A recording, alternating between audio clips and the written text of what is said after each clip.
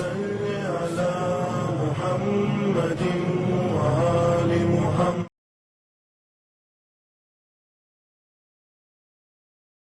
आऊज़ु बिल्लाहि मिनश शैतानिर रजीम। बिस्मिल्लाहिर रहमानिर रहीम। अल्हम्दुलिल्लाहि रब्बिल आलमीन। अस्सलातु वस्सलामु अला अशरफिल अंबियाइ वल मुरसलीन सय्यदिना व नबियना व शफीना मौलाना अबुल क़ासिम मुहम्मद। अल्लाहुम्मा सल्लि अला मुहम्मदिन व आलि मुहम्मद व अज्जिल फ़रजहुम। बिस्मिल्लाहिर्रहमानिर्रहीम। या अय्युहल्लज़ीना आमनू कुतिबा अलैकुमुस्सियाम कमा कुतिबा अलल्लज़ीना मिन क़ब्लिकुम लअल्लकुम तत्तक़ून। सदक़ल्लाहुल अलियुल अज़ीम।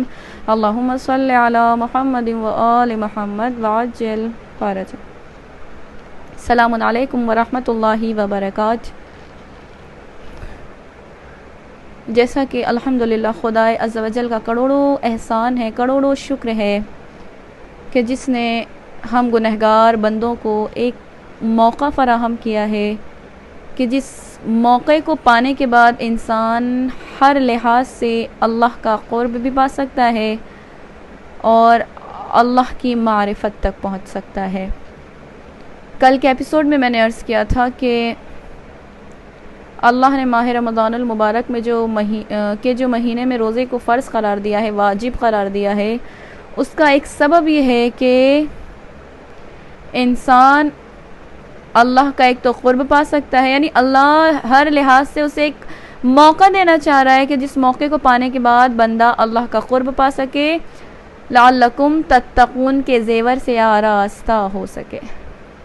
कल मैंने एक मिसाल दी थी कि माँ जब देखती है उसके बच्चे का फ़र्स्ट रोज़ा होता है तो उस पर नज़र करम करती है, उस पर बहुत अताएँ करती है, बहुत प्यार और शफ़क़त की नज़र भरती है। बिल्कुल उसी तरीके से सोचे ज़रा कि एक माँ जिसने अपने बच्चे को फ़क़त जन्म दिया है, वो माँ अपने बच्चे पर इतनी मेहरबान है, तो वो खुदा जो 70 माँओं से ज़्यादा अपने बंदे से मोहब्बत करता है, इश्क करता है, वो बंदे से कितना मोहब्बत करता होगा कि जब बंदा हालत रोज़ा में होता होगा। इसीलिए कि जब बंदा हालत रोज़ा में होकर इफ्तार के वक्त अपने रब की बारगाह में कुछ दुआएं करता है तो फिर खुदा उसकी दुआओं को पूरा करता है, मुस्तजाब करता है। और शायद यही वजह है कि सबसे कीमती मौका इंसान को हालत रोज़ा में जो अल्लाह सुब्हानहू व तआला अता करता है वो क्या, इफ्तार के वक्त का लम्हा होता है कि जब इंसान अल्लाह की बारगाह में अपने आप को जितना बुलंदोबाला करना चाहता है, जितनी फ़जीलतें दिलवाना चाहता है, वो हालत रोज़ा में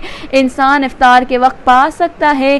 क्यों? क्योंकि जब इंसान हालत रोज़ा में होता है और वक्त इफ्तार का होता है तो खुदा कहता है कि सारे हिजाबात हटा दिए जाते हैं और उस लहजे में जब मेरा बंदा मुझसे कुछ तलब करता है तो फिर मैं उसे बेशुमार अता करता हूँ।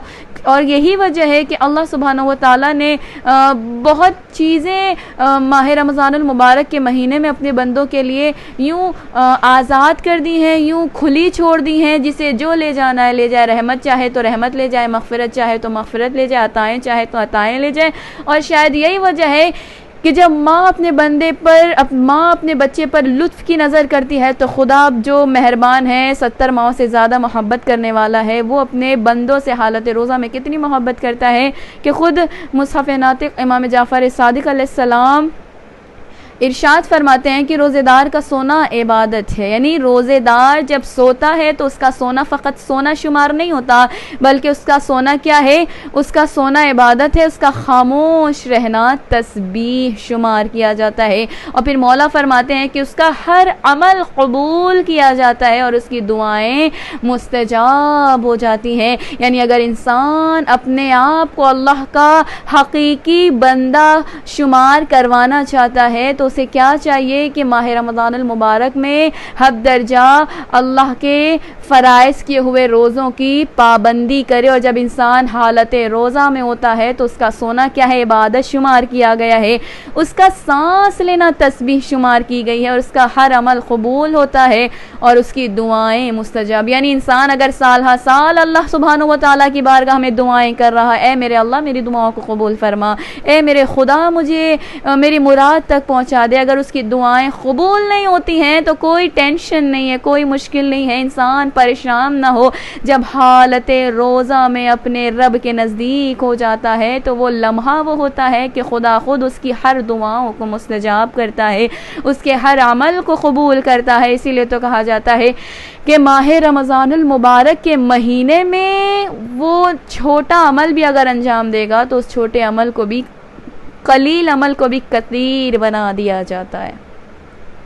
और जितना ज़्यादा हो सके इंसान अगर छोटे छोटे भी अमाल को अंजाम दे तो उन छोटे छोटे अमाल को भी अल्लाह सुब्हानहू व तआला की बारगाह में कलील को कसीर बना के खुदा अपने मलाइका से फरमाता है कि ये मेरा बंदा भूख की हालत में था, ये मेरा बंदा प्यास की शिद्दत में था, लेकिन इसके बावजूद भी इसने अपने खुदा को राज़ी करने के लिए ये अमाल अंजाम दिए हैं। बस इन नेक अमाल को जो कि कलील हैं, कम है, इन अमल को कलील ना लिखना, इन्हें कसीर बनाकर इसके नाम आमाल में तहरीर कर लेना। फिर आगे इमाम जाफ़र सादिक फिर फरमाते हैं कि कभी कभी ऐसा होता है कि जब इंसान हालत रोज़ा में होता है तो उसके मुंह से एक ऐसी स्मेल आती है, एक ऐसी बू आती है जो पसंदीदा नहीं होती है। जो बू होती है वो पसंदीदा नहीं होती है, जो नापसंदीदा होती है। लेकिन अल्लाह की मोहब्बत जो अपने बंदों से है वो इस कदर अजीम है कि वो बू जो कोई इंसान पसंद नहीं करता, मौला फरमाते हैं कि जब कोई बंदा हालत रोज़ा में होता है और जब उसके मुंह से नापसंदीदा बू आती है,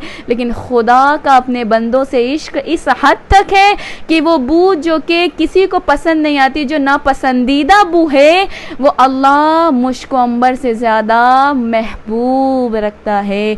यानी जब इंसान हालत रोज़ा में होता है तो वो अपने रब के इस कादिर नज़दीक होता है कि अगरचे उसके मुंह से नापसंदीदा बू में आ रही होती है तो फिर खुदा के नज़दीक वो बू किसी मुश्क अंबर से कम नहीं होती। फिर इमाम मूसी काज़िम आगे बढ़ के फरमाते हैं कि यानी दोपहर के वक्त सोना, बेशक एक रोज़ेदार को दोपहर के वक्त में सोना अल्लाह के नज़दीक इस तरीक़े से अल्लाह ने एक रोज़ेदार को, क्योंकि कहा जाता है कि जब एक रोज़ेदार सोता है तो उसका सोना इबादत है। इमाम क्या फरमाते कि जब हालत रोज़ा में कोई सोता है तो अल्लाह दोपहर के वक्त उसे खाना खिलाता है।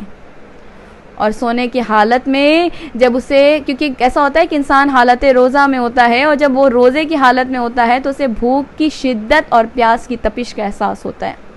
लेकिन मौला इमाम मूसी काज़िम फरमाते हैं कि जो कोई बंदा हालत रोज़ा में होता है, यानी रोज़ा रख कर हालत रोज़ा में दोपहर के वक्त अगर सो भी जाता है तो फिर हालत रोज़ा में दोपहर के वक्त उसका सोना अल्लाह को इतना महबूब होता है कि वो दोपहर के वक्त उसे खाना भी खिलाता है और उसकी प्यास की शिद्दत को बुझा देता है।